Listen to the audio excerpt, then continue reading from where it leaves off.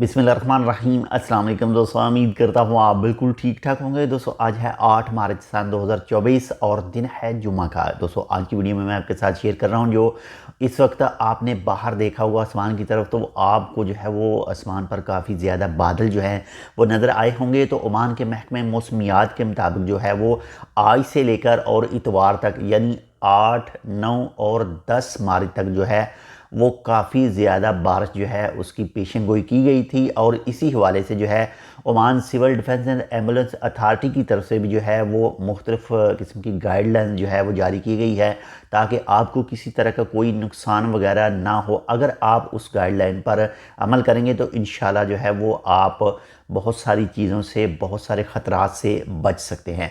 तो सबसे पहले बात क्लियर करते चलें कि ये 2 दिनों के दौरान यानी 3 दिनों के दौरान टोटल आज, कल और परसों जो है वो किन किन इलाकों में जो बारिश के चांस हैं वो काफ़ी ज़्यादा बारिश के चांस जो हैं वो बताए गए हैं।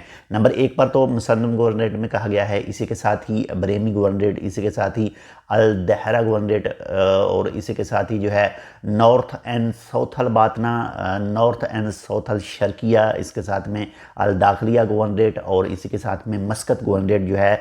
इन तमाम गवर्नरेट में जो है इन तमाम गवर्नरेट के जो मुख्तलिफ पार्ट हैं इसमें काफ़ी ज़्यादा हैवी बारिश जो है उसके बारे में कहा गया है। और इसी के साथ ही जो Oman civil defence and ambulance authority की तरफ से गाइडलाइंस जारी की गई है कि आपको बहुत ज़्यादा ज़रूरी हो तो आपने बारिश के दौरान तब ही घर से निकलना है, वरना आप घर में रहें। और इसके साथ ही जो लो एरिया में रहते हैं यानी जो निशेबी इलाकों में रहते हैं जहां पानी आ जाता है तो आपको सेफली तौर पर दूसरी जगह पर चले जाना है। और बिजली गिरने के जो आसमानी बिजली गिरती है उसके ख़तरात को कम करने के लिए आपने किसी भी दरख्त के नीचे नहीं रुकना है। अगर कोई आपकी अशिया वगैरह उन दरख्तों के नीचे कुछ है तो उसको भी दूर कर लें।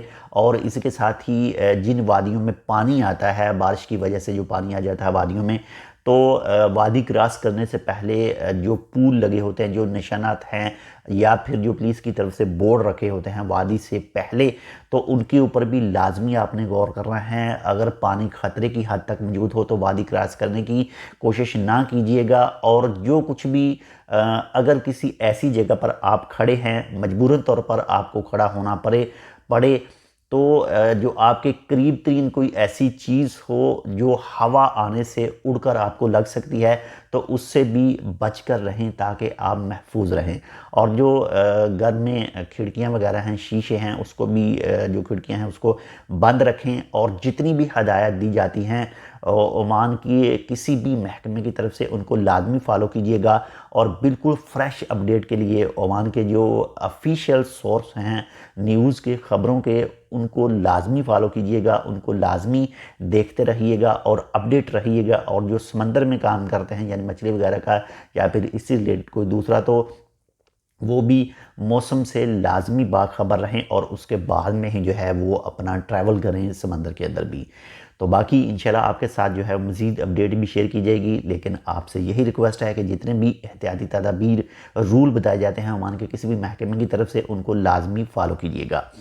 तो बाकी आप अपनी राय इस वीडियो के कमेंट सेक्शन में दे सकते हैं। आपके पास मौसम कैसा है इस वक्त, और नेक्स्ट यानी कल और परसों जो है वो भी, अगर आप इस वीडियो को 1 से 2 दिन के बाद देख रहे हैं तो तब भी अपने इलाके के मौसम के बारे में इस वीडियो पर कमेंट कर सकते हैं।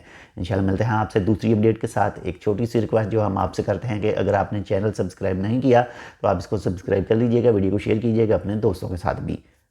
अल्लाह हाफ़िज़।